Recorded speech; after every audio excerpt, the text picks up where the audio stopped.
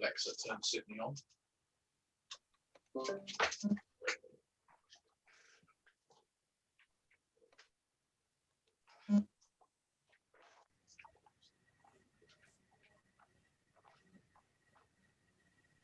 Yeah, we're live streaming. Okie dokie. Well, welcome everybody to Haverhill Town Council full meeting of 27th of October. Hope you're all well. Usual caveats regarding the fact we are not only recording, but we're live streaming as well to the outside world. So, agenda item 1, apologies for absence, please. We've had no apologies received, although, as I mentioned, Councillor Fox did say that she was unwell. So it was unclear whether she'd be able to make it. Lovely, thank you very much. So I keep reading that. Let's go into the computer. Okay, item 2, declarations of interest and requests for dispensations. Any, please? None received. Can't see anybody. I don't know if Joe. Are you there, Joe? I can see him on screen, but I can't. I've got no picture, so I don't know whether he's. Yeah, there's no sound either, so you may just be. May still be connected. Okay. I know he was having some internet problems earlier on. Right, he's rejoining us just at the moment. Okay. Right. I know he's joining with Lisa this time. Can you hear us, Joe? Okay. Yeah. Okay. Sorry, we're just doing item. Back to start item 3. Minutes of the town council meeting. We've got 2 lots of minutes to do, I believe, although there's only 1 on the agenda. Yeah, 28th September, sorry, you're right. It's the 13th of October as well. Yeah.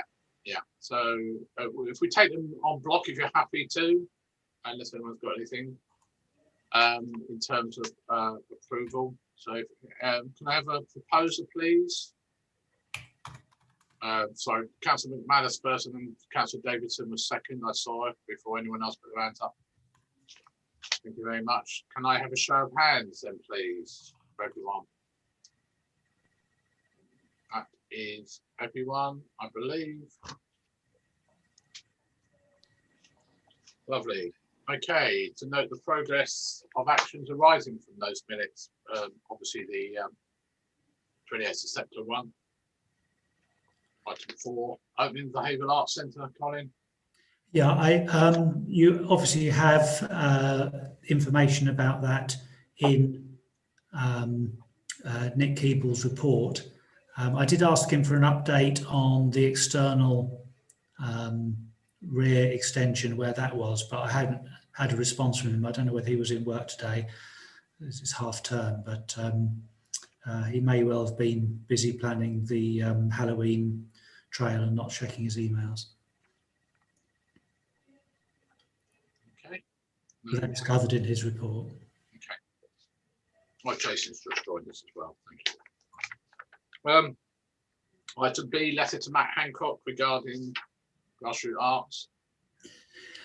Yes, so shortly after the September meeting, the government announced millions of pounds for the culture sector, including several million pounds for grassroots and for creatives, etc. And there's currently a open window for people to apply as creatives for grassroots activity.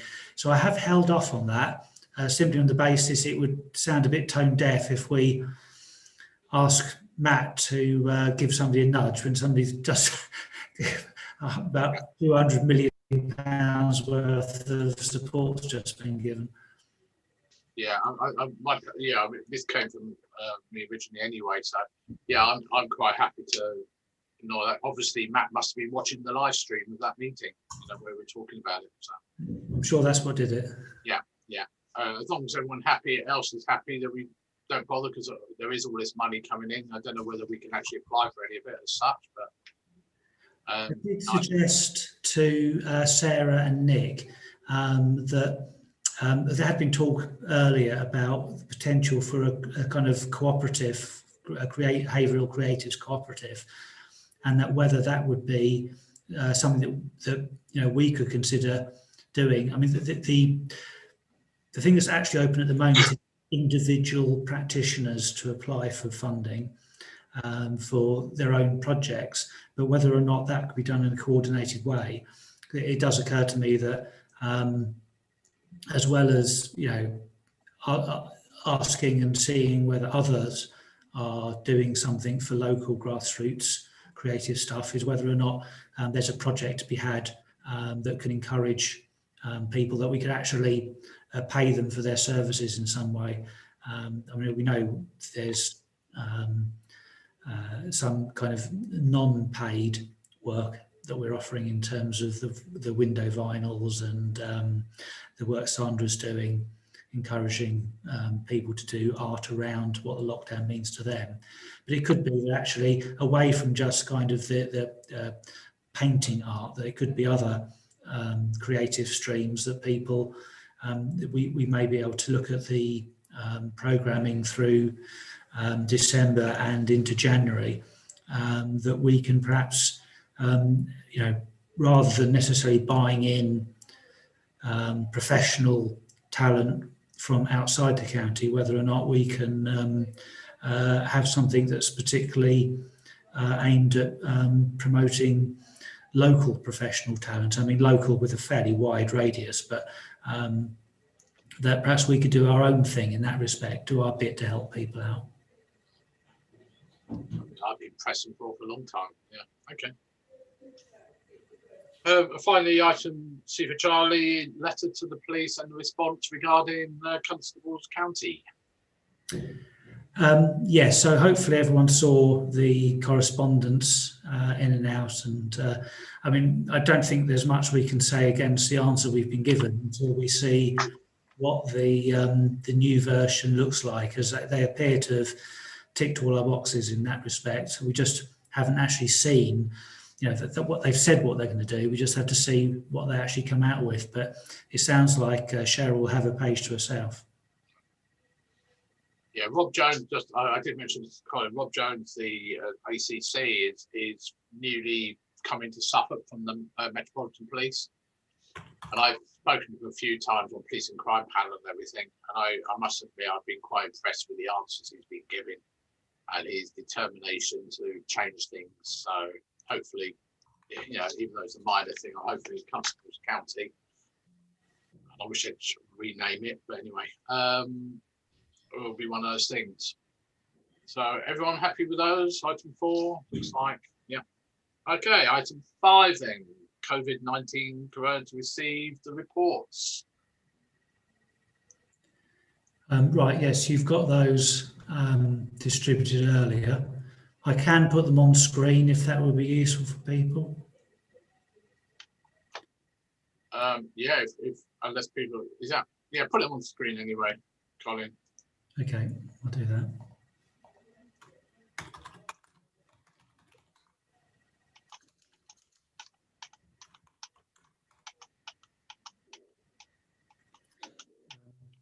Actually, it's rather ambitious of me to offer that, because it's actually on a different computer. Well, I've got them here if you want me to do it. Okay, if I can I'll just, yeah, go on. You've got permission to do that. Bear with.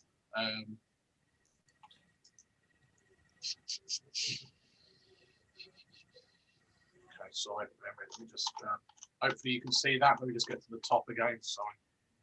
Yeah.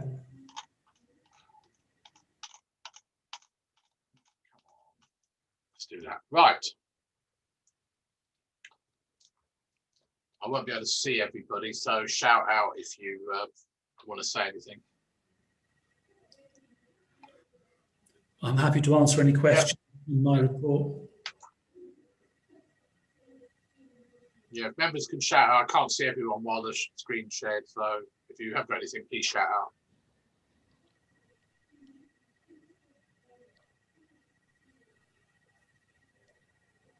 I'll scroll down a bit.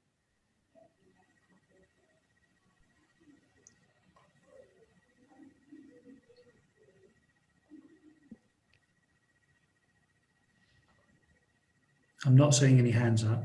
Oh, okay. Oh, Councillor Dave Smith. Go on, Councillor Smith. Yeah, it's just around the obviously the hot beg your pardon. Hot topic at the moment is the free school meals.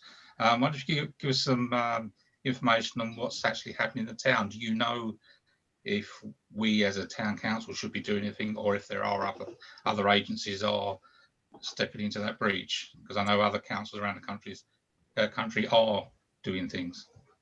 So I had some correspondence with Tim Coulson, the chief exec of the Unity Schools Trust over the weekend, and also had a conversation with Henry Wilson from Reach. Basically, let's have a look at Tim Coulson's response.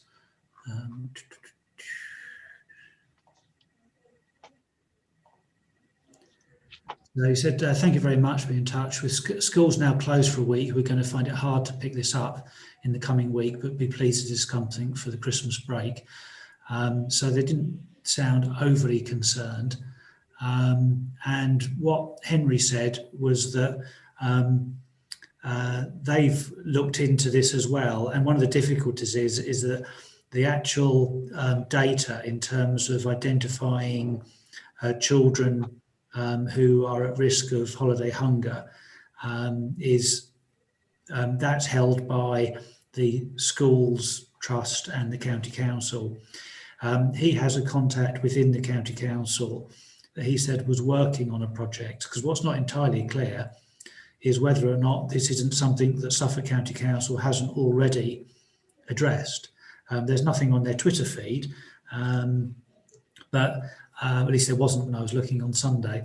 But the difficulty we have is we don't know, and are not entitled to know, the names and addresses of children, say, for instance, on free school meals. And free school meals alone isn't sufficient to necessarily mean that holiday hunger is a specific issue, because it's not automatic, because children can be on free school meals for all sorts of reasons. There was an inquiry on the website asking whether or not we could help a group of local people who were trying to take some action. And I have said that if they wanted to use the Leyston Centre to help them as a physical space to coordinate whatever they want to do, then I'm amenable to that. But I haven't heard back from whether or not that's something they're interested in. I don't know, that there is actually a specific issue to whether or not Haverhill, as whether Suffolk as a county is actually already on top of this. If there is a need, then it'll really be down to businesses and whoever wants to say, if you're hungry, come to me and I'll give you some food. And I want to say we have, the ability to offer some space, but that's it really. To be honest, if we were needed to help, we needed to know several weeks earlier. So just saying, we're really relying on local businesses to plug that gap. So how then, if that's going to be the case, how do we then support the local businesses to bring this about? Well, as I said, if they've asked whether or not we would provide space, and we've said yes, but I don't know.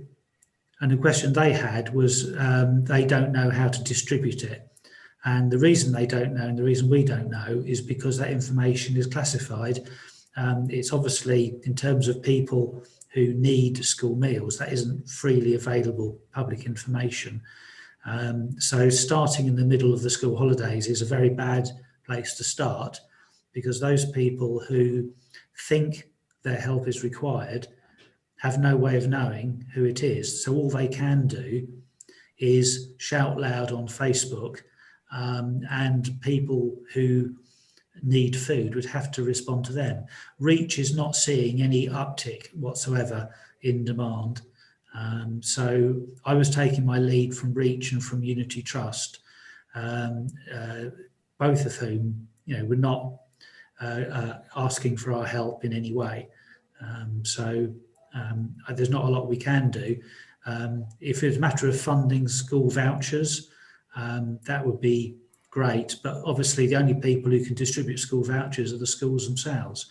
And then that would be very targeted to be straight to exactly the right children. But obviously, being asked on, as it was this morning, or being asked on Tuesday of half term, can we help? Well, we will help as much as we can, but to be honest, nobody knows. It's hidden. It's a hidden problem, and we can't do much about that. Okay, I think sorry if I'm just cutting against it is a bit, the timing wasn't very good this time, obviously. It's never good timing to children go hungry, but I think we need to be looking ahead now to the Christmas holidays, to be a bit more organised. I think, just to, because I don't see how this COVID thing is going to be over by then. So I do think it's something that we've got to be prepared for. Okay. If I can just ask as well, in the summer holidays, we did have that voucher system. So that who actually administered that? Was that the county council or the schools? The government gave the money, and it was funded by the county council, by the education authority and the trusts. Thank you. And I don't know that that's not still happening. I don't know whether Councillor Roach has any idea. Yeah, I'm going to bring him in very quick, but just to emphasise that Colin and myself were discussing this at the weekend. And the thing about what you just said, Councillor David Smith, about Christmas, yes, we said we would get involved if need be, but what we don't want to be doing is stepping on all the other agencies' toes who might be doing so. So I've got several people first. Councillor David Roach. Okay, Suffolk are doing things that it's usually done. So it's funding things through different ones. So it's put in £100,000, which is available to food banks and charities. I had some words come out late this afternoon. So what I'll do is, rather than trying to read out this long email that's come out, I'll forward it to you all so you can read it and see what's going on. But the helplines are still working and the support is still there. So if people are in hardship, there's numbers to ring. They can contact county and they will help, but they're not supporting the voucher scheme as it was earlier on. So rather than go through this, I'll copy this out to you all so that you can read it for yourselves and you'll know where you are, if that helps. Okay, thank you. Councillor Davidson. Many thanks, Chair.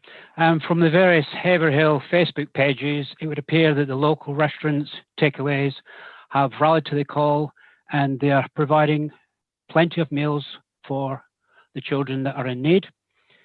One point that came over is many parents were asking, what proof do we need? And all of them were basically saying, there's no proof required whatsoever. The negative on this is that there's some parents with children that are not entitled and are obviously now getting free meals, which is a bit sad. But apart from that, the town has rallied to the call and everything seems to be working. Councillor Mason, I've lost you again. Oh, there you are. Yeah, just a quick comment. The free school meals is actually quite a poor metric in terms of identifying where the need is. There can be families in crisis who haven't yet applied for free school meals. And so, I would definitely welcome signposting to County Council and also to the local food bank. Funding is there, funding is available, and speaking with Henry today, yesterday I think it was, he said there hasn't been a particular uptick, and food levels are high, so we're well placed as a town with reach, I believe, in terms of supporting the local community. Starburger contacted me wanting to get involved, and I must say I agree with Councillor Davidson. It's really quite heartening how the local business community have stepped forward should there be any families who are in need of meals. Thank you. And finally, I've got Councillor Miller-Jones. You're muted. Yeah. Sorry, there you go. Right. Okay. Sorry, it kept remuting itself. I was actually going to say the same thing that Councillor Davidson did about the places in town I know Benny's, Starburger, Chippies, USA Chicken have all said that they are offering meals to anyone with children. I was wondering, and this was something that some of us Labour group were talking about just in casual conversation about possibly the zone being able to do that, which obviously it may not necessarily be needed if all these other places are doing it, but obviously it's in a slightly different location. And if all the other businesses are doing it, is it something we could consider offering as well? It does make the observation the zone isn't open this week. No, we're talking Christmas, we're talking, in future. I mean, this week, it is too late to do anything. Obviously, we're halfway through the week. I think in terms of the town council, I mean, I think it's great that businesses are stepping up, as Councillor Davison and others have described, and that's down to them. That's their generosity, and it's good that they fully recognise and take on the fact that there is, there's not a badge or an ID that tells you this young person has holiday hunger, this one doesn't, and so that they're taking that risk on. But obviously they're well placed to, as a business that cooks and serves food, which of course the town council is not set up to do. But what we are able to do is, as Mayor Burns described, potentially support financially food vouchers over Christmas, which will be very accurately targeted, so that over Christmas young people are supported in that way. But if we were a takeaway business, then we'd be in a completely different situation to be able to step straight in. But clearly that's not the case. Yeah, thank you. Councillor Stinchcombe. Thank you, Chair. The point I'd like to make is that local businesses acting as outlets, or indeed the zone, doesn't work very well for a parent who lives at the other end of the town and who is currently ill or is, generally disabled. That's the argument for the cash going to them as a voucher, over them having to organise their kids travelling across town. And I don't think the free school meal system can possibly know about changes in the parent's circumstances. It can't know if they have recently lost income in the way that the DWP has all that live information coming in via HMRC from employers. As far as I know, they know what people's circumstances are week to week to week, I think. I mean, tell me I'm wrong, someone, but it's a mess, really. I can see the argument that the universal credit or other benefits ought to be taking the slack where free school meals voucher system isn't currently. Thank you. Councillor Miller-Jones again. Yeah, sorry. I'm not sure that I'm seeing what the harm would be in us saying when the zone is operating the cafe during the holidays. Yeah, if you're a parent of a child who's struggling, you can have a free meal. Is there a barrier to that I'm missing? There's no barrier. The council can choose to do whatever it likes. It can decide to say that a free meal for every child who comes to the zone can be part of a deal. Bear in mind that the people who go to the zone pay to get in, so one assumes they may not necessarily be the demographics you're after, but if the council wish to do that as part of a wider programme, then it can make that decision. It's entirely within its power to do so. I shall carry on with the report then. Let me just are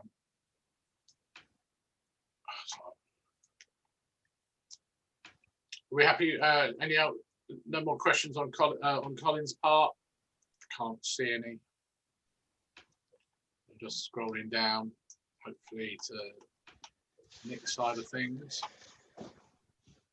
Was there any? You've all had this report anyway, so I don't know if anyone's got any questions on that. It's Councillor David Smith. Just a quick one, really. Regarding the Remembrance Day, do we know what sort of representation we as a town council have got? You know, numbers or personnel? Well, the invites have gone out to all, dignitaries. So I think we have had a few. I haven't seen the latest response list. I know I think the Lord Lieutenant's representative is going to be coming from that side of things. Sorry, if I just cut in, I actually meant us as a town council. How many representatives we would have? Any town councillor is allowed to go under government rules. So if people want to turn up, that's fine, but they're obviously going to be socially distanced. It's not going to look anything like a normal service where you all stood around the memorial. It's basically you'll be, if you did want to turn up, you'd be in, and unless you're a wreath layer, you'd be in an overspill area to the left or right of the memorial. So yeah, basically we've tried to do it such that obviously we're live streaming it anyway, or hopefully. And the idea is that the dignitaries will be on one quadrant, and then all the other wreath layers will be on the path going back down towards the chapel, and they'll all be brought up one at a time to lay any wreaths, and they go back to where they are. It's probably going to be obviously there's no parade or anything like that. Is that okay, David? Yeah, that's fine. Sorry, Councillor Miller Jones again. Yeah, just a question about the Halloween trail. I know it was talked about it maybe being a thing where there were going to be different ones, where there was going to be an earlier one for little kids. Is that still happening? Yeah, Okay. as I understand it is, yeah. Although I believe, looking at the Arts Centre website this morning, that all those have been sold out already. Oh, okay. I think the last time I looked, I think was it 1,500 places over the whole period, and I think we've only over 1,000 already gone. I think, Colin, or in fact more than that probably now. We don't know the latest numbers. Obviously, when Nick wrote his report, it was already up to 900, and I would expect to see that accelerate quite quickly, because I think the first trail is 5:30. I actually wanted to take Cal, but then for some reason I thought the one for little ones wasn't happening anymore. Now it's sold out. Yeah, I'm just checking the website actually while we're talking. It's only from 8:30 is left. 8:30, 8:40, and 8:50. The rest Wow. is sold out. That's really good. Yeah, I don't know. So I'm just trying to have just check what the earliest one. Oh, here we go. I can tell you now. The earliest one was 5:20. If that helps. Very good. Okay. Sorry, let me get back to the agenda items. So is there anything else on? Sorry, Councillor Lismith. Yeah, I was just going to ask. I may have missed this, but is there not going to be a Christmas market? I'm assuming this year, like we usually have at the beginning of December. I think that's still what you mean, the late night shopping time? Yeah, thing? that's what I meant. Yeah, that. I don't believe so. No, okay. No, I mean, it's too uncertain, I suppose. To sort of how can you control crowds? Yeah. Okay. So, I don't know. I don't know whether Paul knows when the actual Christmas market, not our Christmas market, but generally for Christmas. Do you know when that is on? You're not Christmas Eving, are you? Are you? Don't worry, Paul, if you can't get. Don't worry. You can't mute, that's fine. Sorry, Councillor Dave Smith again. Sorry, John. It's Christmas Eve.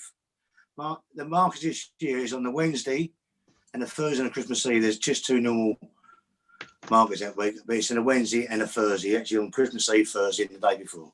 Okay, thanks, Paul. Appreciate that. Okay. So, Councillor Dave Smith, okay. Yeah, just a quick question.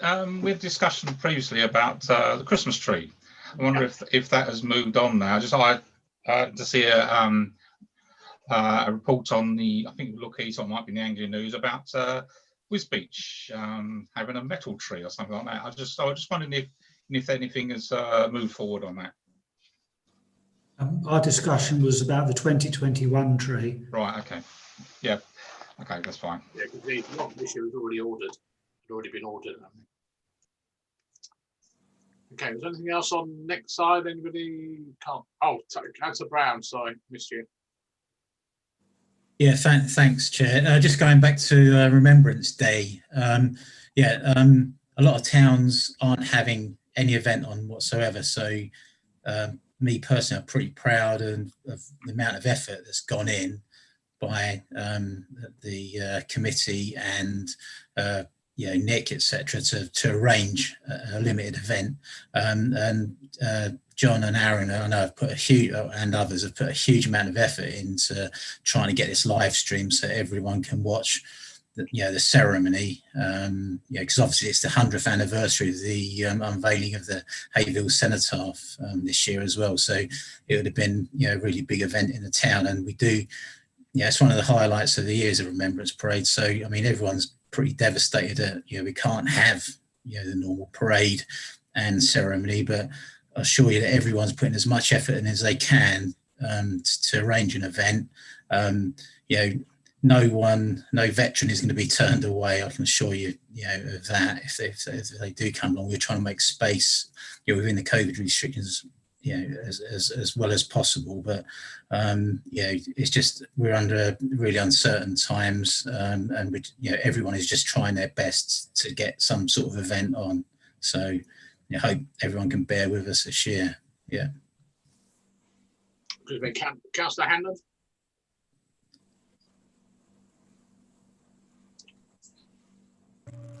Yeah, thank you, Chair.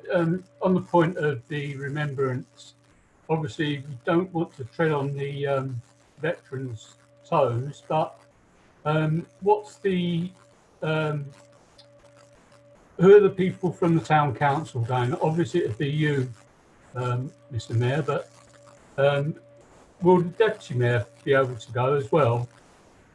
Any town councillor can go. We're not issuing specific invites. If people want to go, they're allowed to go under government legislation. But if some people may not want to go. If the deputy mayor wants to go, that's fine. But as I said, they're going to be socially distanced, and they won't be in the normal place as in normal years, which is around the War Memorial, because we need to keep that clear for social distancing for those people who are laying wreaths. So when will we assemble down there? Obviously, it'd be straight into the. There won't be no parade or anything. So we'll assemble straight at the cenotaph type memorial, I should say. You have to be there by 10:30. 10:30. Right. Yeah. Okay.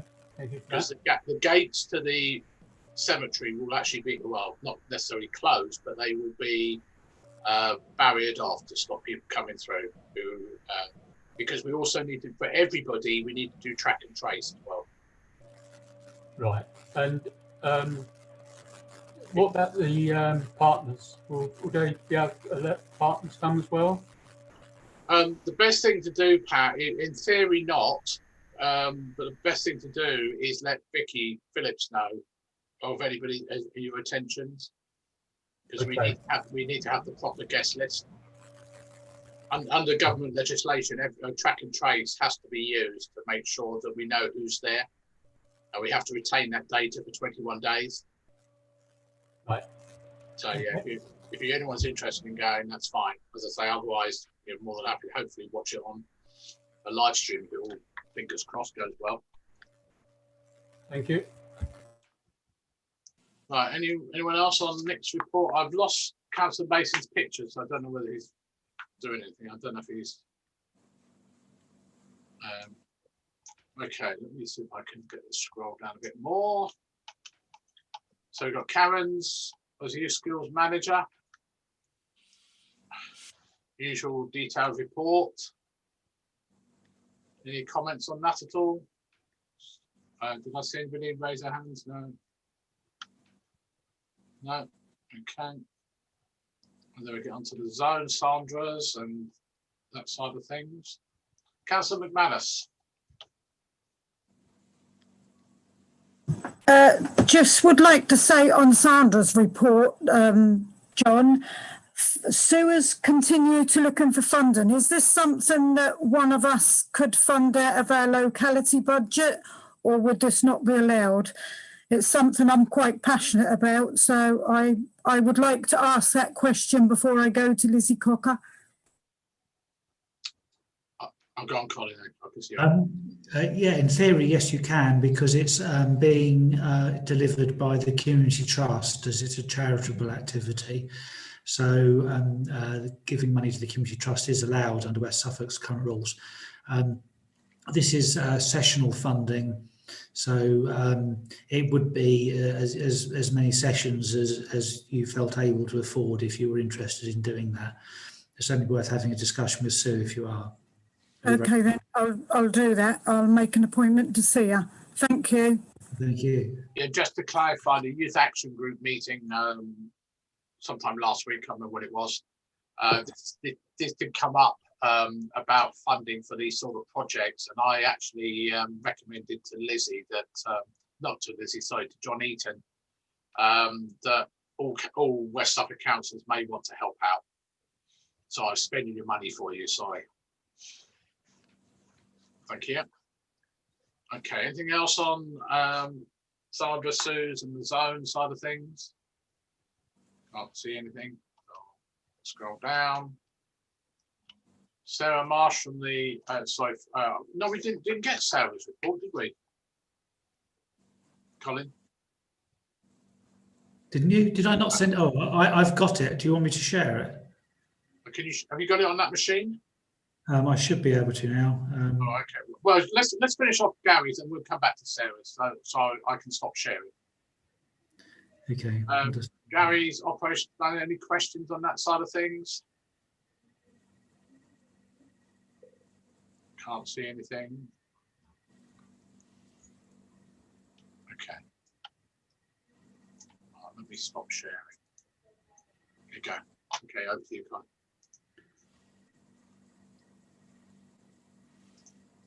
There it is.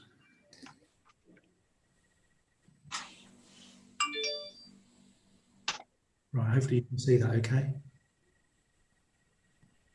Yeah.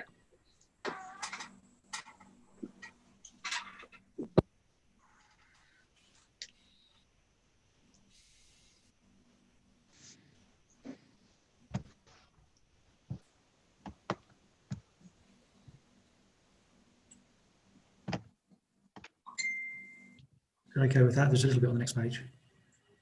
Yeah, I can't see any hands up at the moment. That's fine.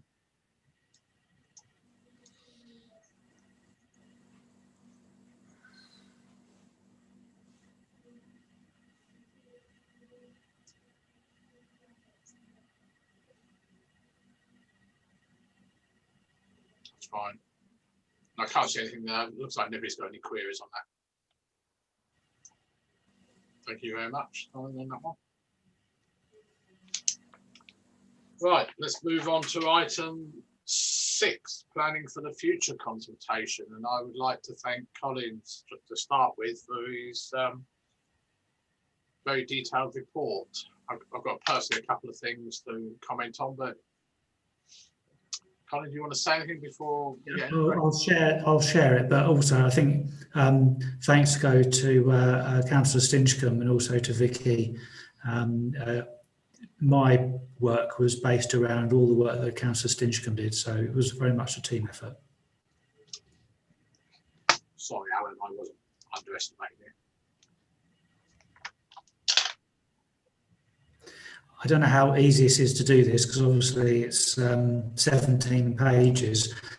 I don't want everyone to try attempting to read it. So it's only if anyone had anything they want to highlight, we can go to that, or if they've spotted any errors, we can go to those. Councillor David Smith. Yeah, I'm very pleased with the response. It was very thorough and well, I thought it hit the mark anyway. And there was just one clarification on proposal 21. I think it was page 16. It's quite near the end. Response to 24B. To me, the question is an either or answer, and you've answered yes. So could you just clarify that for me?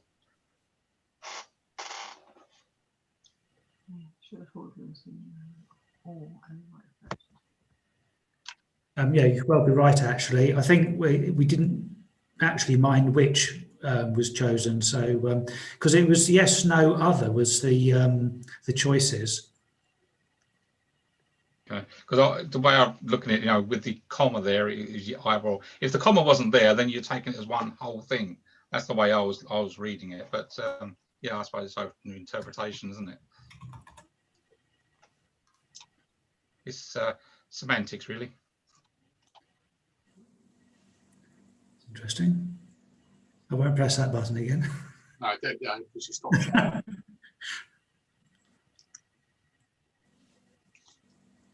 I can't see any other hands up. So if I may, if you just scroll back to item 14 or question 14. Sorry, there's no. One thing I was going to say, there's no page numbers on this, by the way. I was wondering whether you want, before it goes off, put some page numbers on it. Okay, I can do that. Is it 14? Proposal 14 or question 14? I've written down 14. I'm presuming it's question 14. I think it must be. That's all right. I can load it up on the other machine. There you go. That one?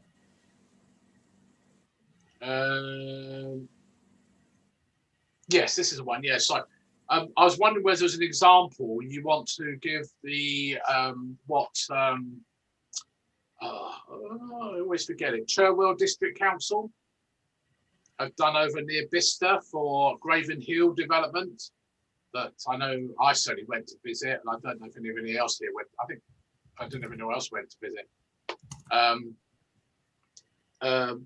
Brilliant thing. It's a self-build thing, but basically the local authority bought the old Ministry of Defence land for 24 million and putting all the infrastructure in, including the schools, roads, everything else, and building the plots, and then selling them to people.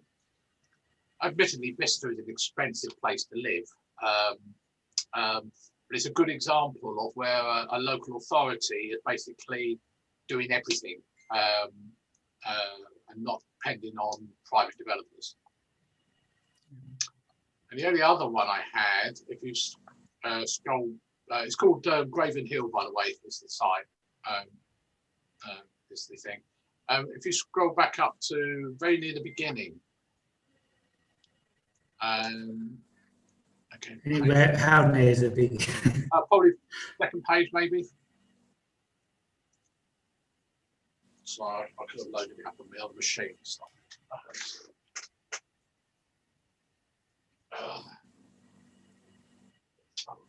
One date.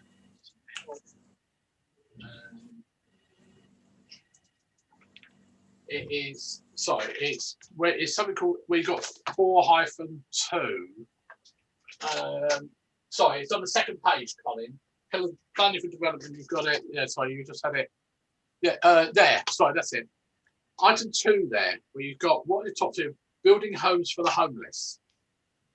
Now, homeless to me is somebody literally who is homeless, doesn't have a home.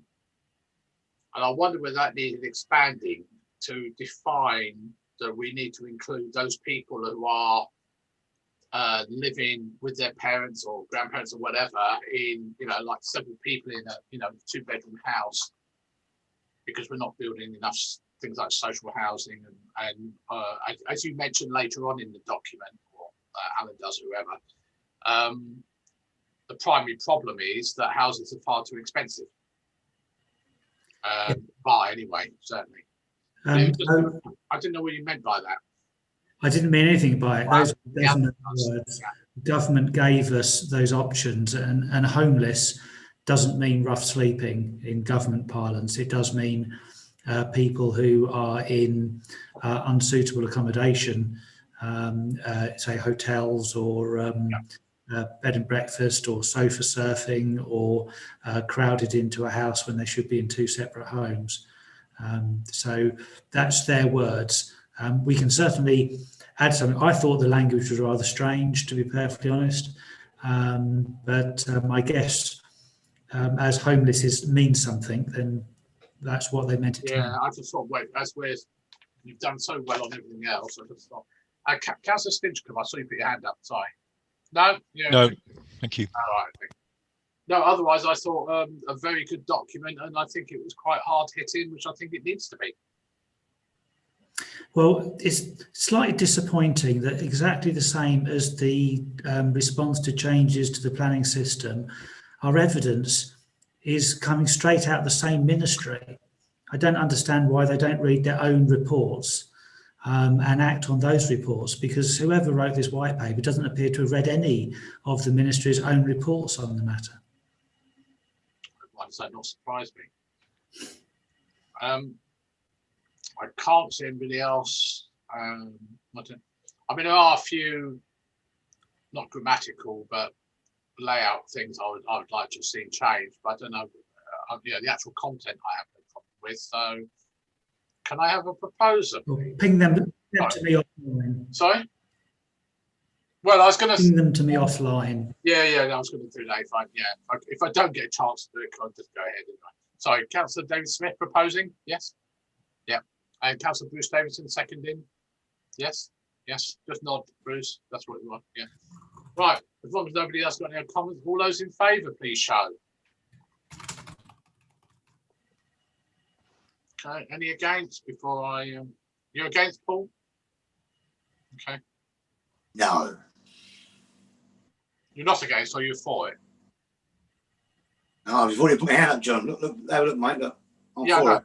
They're for it. Sorry. Okay. It was after I said against. Sorry. Okay. Come on, John. You've been drinking. Yeah, water. Right. Okay. Lovely. Let's move swiftly on to item 7. In the terms of the police side of things, well, we spoke about Constable County earlier on. Any question? As I can't see your picture, Joe. If you've got anything, please shout. Anybody got any queries on the police side of things? Cheryl Clayton seems to be doing a good job.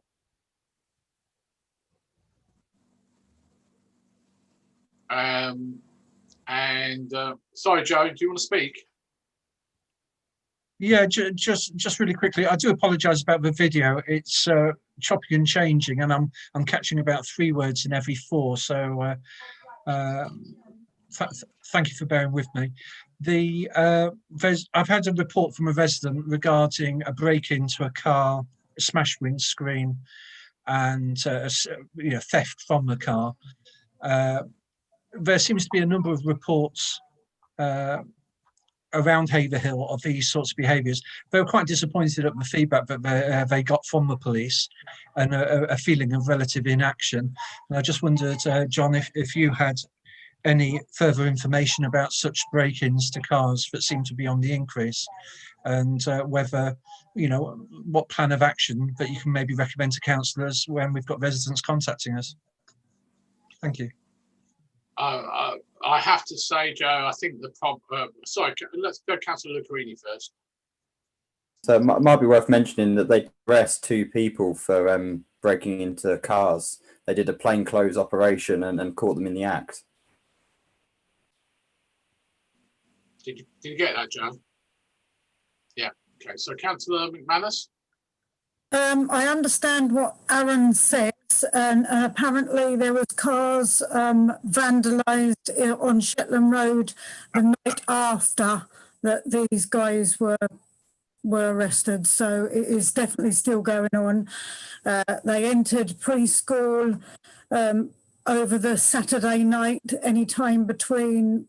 No, Saturday night, Friday night, they entered preschool, broke into a cupboard, the paint you see all over Shetland Road come from the preschool. The police are involved. We've been told not to put it on Facebook yet. They're investigating it. Yeah, thanks, Catherine. I was about to say that, but I mean, the police, you know, they can only work on intelligence, obviously. They have been very proactive around town, certainly for the last 2 or 3 months with things. Sometimes it's, you know, you can't really say what the cause of it. Sometimes it's because it's half term, for example. Sometimes it's just 1 or 2 people, and the police know who they are, but they've got to obviously catch them in the either find evidence and everything. Unfortunately, from a Joe's point of view, you know, when people report it, either 999 or 101, is you're dealing with people in a control room at Martlesham on the other side of Ipswich. And it comes up every time at Police and Crime Panel, and the other one that they hold, the accountability meeting, is trying to educate people who answer the calls to be a bit more compassionate to the person who's the victim. You know, the local police do a brilliant job. Unfortunately, they might be let down by somebody over the other side of the county. And there's certainly nothing I can do about it, obviously. All we could do is complain on to the PCC and the Chief Constable every time. Okay. Anybody else on the police? Oh, sorry, Councillor Hanlon. Yeah, I've just found out as well that the in Glemser Place in my ward, a boot of a vehicle of a VW Polo was dented as well. So it seems like it's in the southeast of Crucial Road as well. It's quite a few areas, so it's a massive problem. It's petty crime. Yeah. Unfortunately, it's not petty to the victim, but it's petty. It's not. No, it's not petty for the poor people that get their cars damaged. It's not quick to get them rectified either. Yeah, I know. Okay, let's move on to county councillors. Well, there's only one here. I've lost you. There you are. Sorry. Councillor Roach, anything other than we saw your report. I don't know if you've got anything else to add. Sorry, I'm trying to unmute, John. Yeah, I've sent a report out. I've just circulated that bit on Suffolk about school meals. So, yeah, I mean, I spoke to Tony earlier on about getting Couples Road finally off the ground. So the details of that are in there. So other than that, nothing much other than what I circulated, unless anybody wants to ask anything. Thursday, 26th of November for the next Conservative Party forum. I don't know why I was muted. Okay. Okay, thanks, David. Appreciate that. Any questions on that at all? No. District councillors. Any district councillors want to say anything? Can't see anything. You saw my report.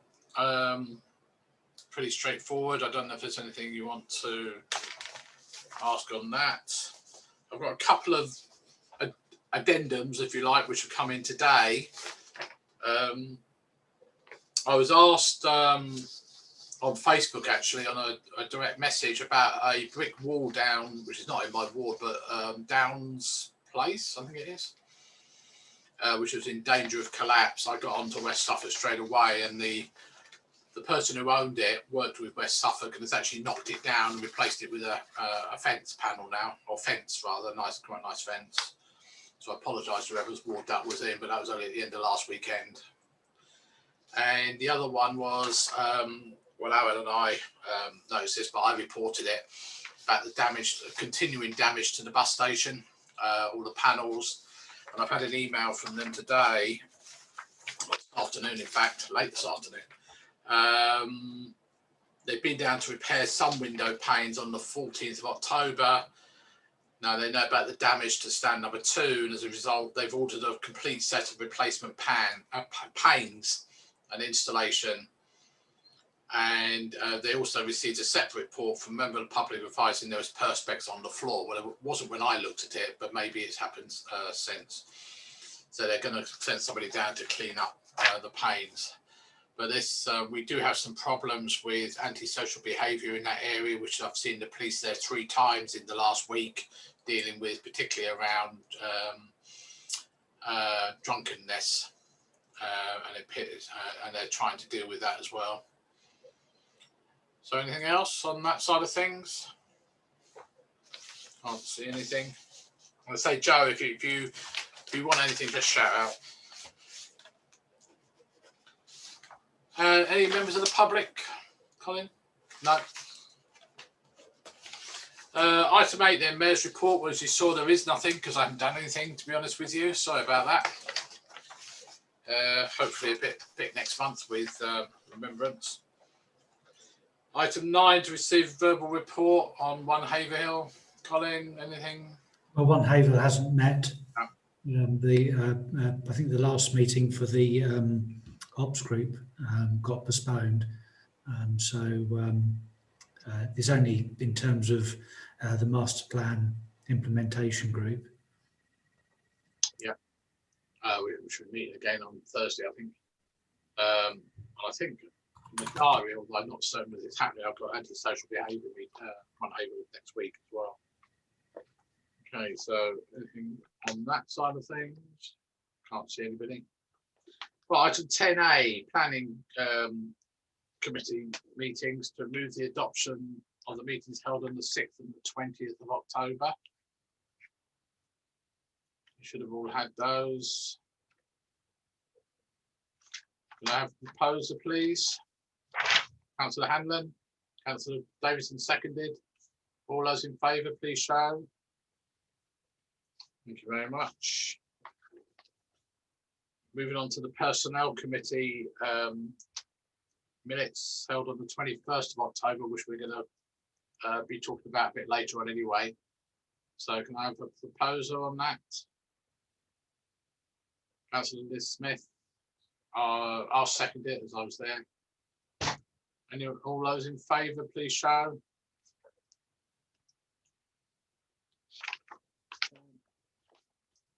Item 10 Charlie, Finance Committee, held on the 20th of October. Proposal on that, please. Councillor Liz Smith again, Councillor Bruce Davidson seconding. All those in favour, please show. Thank you very much. Item 11, any actions taken under delegated powers, Colin? No. Item 12, financial matters, to authorise the payments as shown for £32,404.65. Can I have a proposer, please? Councillor Liz Smith again, Councillor Manners seconding. All those in favour, please show. Thank you very much indeed. Get through this. Item 13, to receive any urgent correspondence, Guy? None. Okay. Chair. Yes, sir. Sorry to interrupt. Item 12, there's B about the insurance. Oh, sorry, I missed that one. Sorry, because it's half printed on my piece of paper. Sorry, Pat. Sorry, go back to 12B for Bravo insurances. Sorry, Colin. I wonder why you unmuted. Thank you, Councillor Hanlon. I completely skipped that myself. So I had a meeting earlier today with Stephen Packer from WPS Insurance. We reviewed the Town Council and also the Community Trust insurances. I suppose the headline is that Aviva, who've been our insurers for quite a few years now, as part of a parish council scheme administered by WPS Insurance, which is a very big broker for the whole of the sector. Aviva, for their own purposes, have not been competitive, and therefore WPS have a new scheme with Royal Sun Alliance. We're not able to stay with Aviva unless we find another broker that deals with Aviva. But obviously the advantage of the parish scheme is that there's significant discounts because there's hundreds of parish councils in the same scheme. So the proposal is with Royal Sun Alliance in that respect. So we ran through all of the elements of insurance for the town council and also the community trust. There's uplifts according to inflation for pretty well everything. The exceptions are that Royal Sun Alliance have 15 million standard public liability insurance rather than 10. Historically, we've purchased £10 million additional layer insurance, which is primarily because if we have an auditorium full of people and we have a fire and we kill 250 people, £10 million suddenly doesn't go very far. So we had an extra 10 million on top of that for £20 million. What I've asked for is a price for that 10 million because I'm not sure that we will actually save very much money if we only have 5 million upper layer insurance, because effectively then we would have 25 million. And I mean, that actually only works out, if you think about it, as £100,000 per person if we kill the entire auditorium full of people. So even then, you know, it's not a huge amount of money. So I've asked for a quote on that, and I've also asked for a quote on legal cost insurance because the RSA standard cover for legal costs is only £100,000, which I thought, well, it's highly unlikely we're ever going to get taken to court. But if we are, somebody must be very angry indeed, in which case I'm not sure 100,000 would cover it. You hear of £1 million bills for legal insurance, but I've asked for a quote for 200,000 legal cost. This is all on the principle that if the council is going to buy insurance, the insurance actually has to be worth buying, and we don't just buy a sticking plaster where we can show everyone a certificate. It actually has to be providing the protection that the council needs. So I'm waiting for confirmation from Royal Sun Alliance on their proposals. The cost of insurances currently are 10,422 for the town council and 4,156 for the community trust. So I will get some quotes in due course from WPS Insurance for what RSA are happy to do the insurances for. But for now, all I'm asking is the councillors note that insurances have been reviewed and brought up to date. And I'll obviously in due course let you know the proposed figures from the insurers. So before going to Councillor Dave Smith, have they indicated any likely increase due to COVID? No,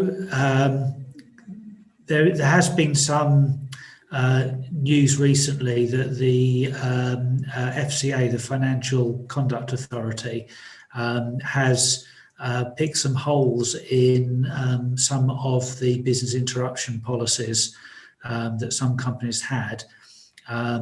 That's likely to go on some time as lots of companies, these insurance companies, have dozens of different versions of the same policy, very slightly different wording. But the effect of that is that all the insurance companies are very carefully making sure that they're excluding COVID-19 along with every other seriously infectious disease from their own liabilities. So I don't expect... Colin, just a quickie, can you let Mags in, please? Oh.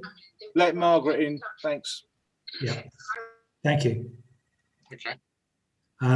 So yes, we're not expecting a increase. I would hope for a standstill. Obviously, there's slight increases in the value of what's insured because we've had an inflationary uplift in terms of all of the nominal values of everything. But I'm not expecting us to have to pay greatly more. And to a certain extent, insurance companies have probably done extremely well this year because they didn't pay out for COVID-19, and they've had a lot of people who've sat at home not preventing any risk at all. So I would have thought that insurance companies have no excuse to start putting prices up. Okay. I think Councillor Furman, are you due to go? You're muted, Paul. Are you? I think you're going, aren't you?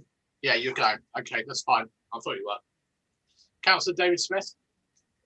Yeah, just one. I know that car insurance's premiums for the first time in history actually went down because during COVID period nobody was driving, so there was no accidents. And I was just wondering if that's a similar thing has happened across insurances for public buildings, because I'm wondering if that's why Aviva haven't kept up. They've kept their prices high when they could have actually dropped a bit. We haven't seen that at all, no? We had a discussion earlier today with the insurance brokers on exactly that, of the fact that Admiral, for instance, simply sent out £25 refund to everybody as a goodwill gesture, which obviously works well for their PR. Nothing like that has come forward from insurers as far as corporate insurance is concerned. We did think it was something they could probably afford to do, but whether they will or not is a different matter. Okay, I'm not seeing anybody else. Okay, lovely. So you're happy just to note that? Yes, You don't need yeah, to- yeah. I'm happy to know that and just nod. Yes. Yeah, that's fine. Right, going back to agenda item 14, data next meeting, Monday the 23rd of November. Okay, everyone noting that? Right, item 15. Oh, Paul's back. No, he's not. Item 15, exclude the press and public. Can I have a proposal, please? Councillor Hanlon, then Councillor McManus. All those in favour, please show. Okay, can you just wait for the live stream to stop before we say anything?